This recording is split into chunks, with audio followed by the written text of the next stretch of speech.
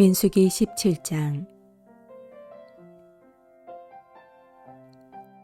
여호와께서 모세에게 말씀하여 이르시되 너는 이스라엘 자손에게 말하여 그들 중에서 각 조상의 가문을 따라 지팡이 하나씩을 취하되 곧 그들의 조상의 가문대로 그 모든 지휘관에게서 지팡이 12를 취하고 그 사람들의 이름을 각각 그 지팡이에 쓰되 레위의 지팡이에는 아론의 이름을 쓰라. 이는 그들의 조상의 가문에 각 수령이 지팡이 하나씩 있어야 할 것임이니라. 그 지팡이를 회막 안에서 내가 너희와 만나는 곳인 증거기 앞에 두라. 내가 택한 자의 지팡이에는 싹이 나리니 이것으로 이스라엘 자손이 너희에게 대하여 원망하는 말을 내 앞에서 그치게 하리라. 모세가 이스라엘 자손에게 말하매 그들의 지휘관들이 각 지파대로 지팡이 하나씩을 그에게 주었으니 그 지팡이가 모두 12이라. 그 중에 아론의 지팡이가 있었더라. 모세가 그 지팡이들을 증거의 장막 안 여호와 앞에 두었더라. 이튿날 모세가 증거의 장막에 들어가 본즉 레위 집을 위하여 낸 아론의 지팡이에 움이 돋고 순이 나고 꽃이 피어서 살구 열매가 열렸더라. 모세가 그 지팡이 전부를 여호와 앞에서 이스라엘 모든 자손에게로 가져오매 그들이 보고 각각 자기 지팡이를 집어들었더라. 여호와께서 또 모세에게 이르시되 아론의 지팡이는 증거기 앞으로 도로 가져다가 거기 간직하여 반역한 자에 대한 표징이 되게 하여 그들로 내게 대한 원망을 그치고 죽지 않게 할지니라. 모세가 곧 그같이 하되 여호와께서 자기에게 명령하신 대로 하였더라. 이스라엘 자손이 모세에게 말하여 이르되 보소서 우리는 죽게 되었나이다. 망하게 되었나이다. 다 망하게 되었나이다.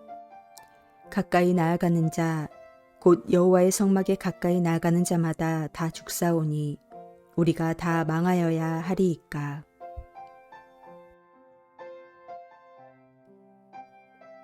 민수기 17장은 아론의 쌍난 지팡이라는 이름으로 알려진 사건에 대한 말씀입니다.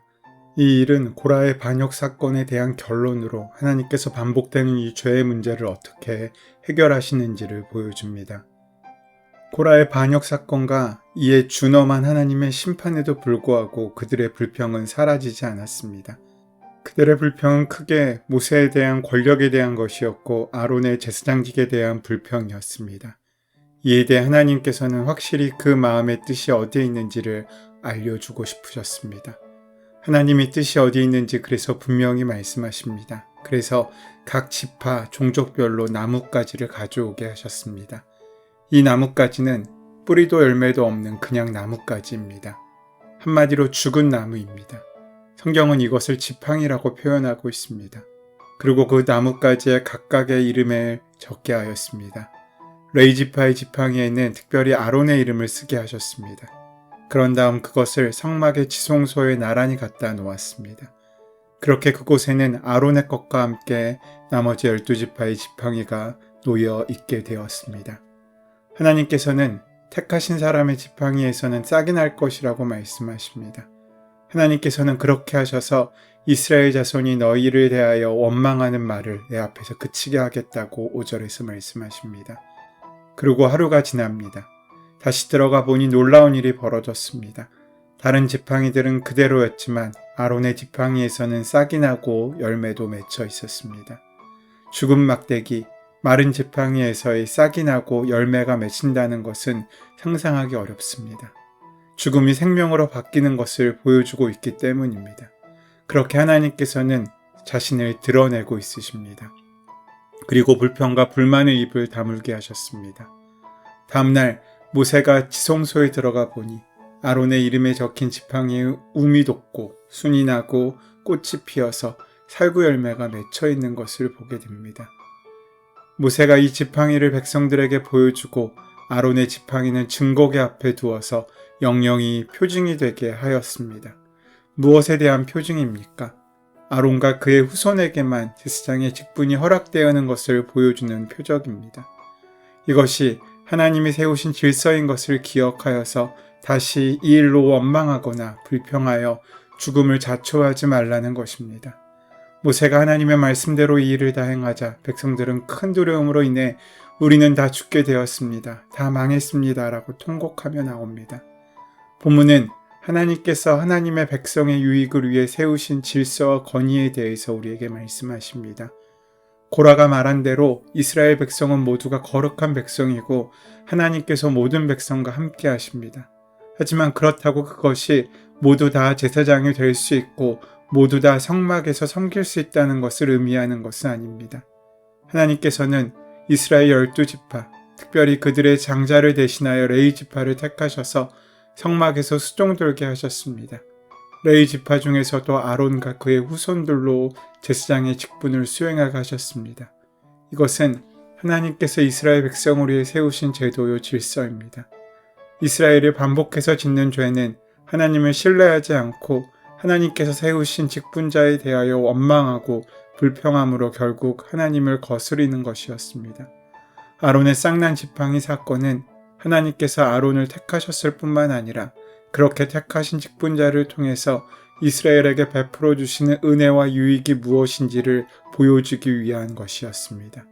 그렇게 하여 그들이 더 이상 원망하는 말을 하지 않고 죽임을 당하지 않게 하시려는 것이었습니다.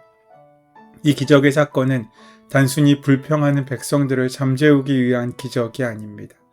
이 사건은 예수 그리스도의 십자가 사건의 그림자와 같은 기적입니다.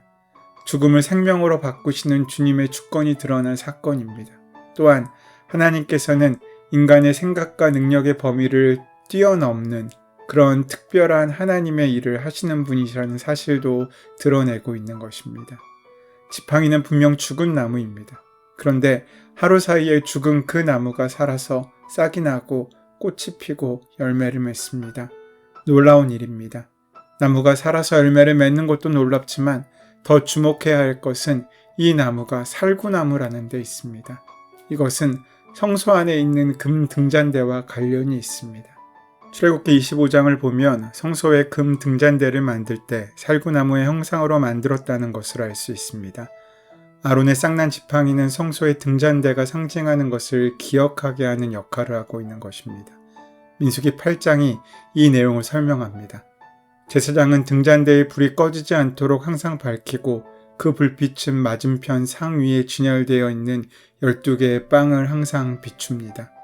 이것은 하나님의 임재의 빛이 하나님의 백성에게 비추는 것, 곧 하나님의 은혜 베푸심을 의미합니다.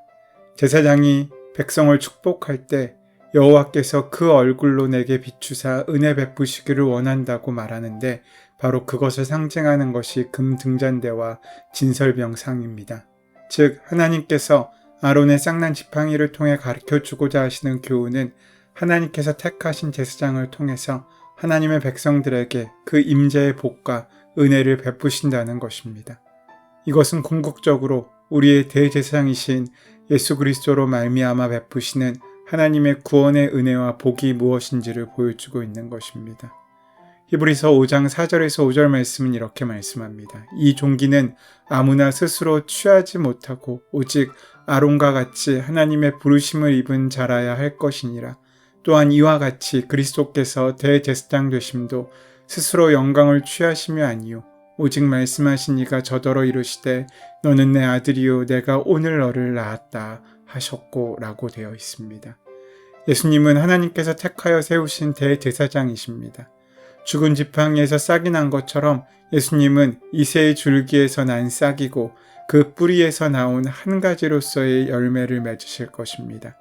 죽은 지팡이가 살아나 싹이 나고 꽃을 피우고 열매를 맺는 것처럼 십자가에 달려 죽으신 그리스도께서는 부활하심으로 그리스도께 접붙여진 나뭇가지와 같은 우리에게 지팡이와 같은 우리에게 생명을 주시고 풍성한 열매를 맺게 하실 것이라는 것입니다.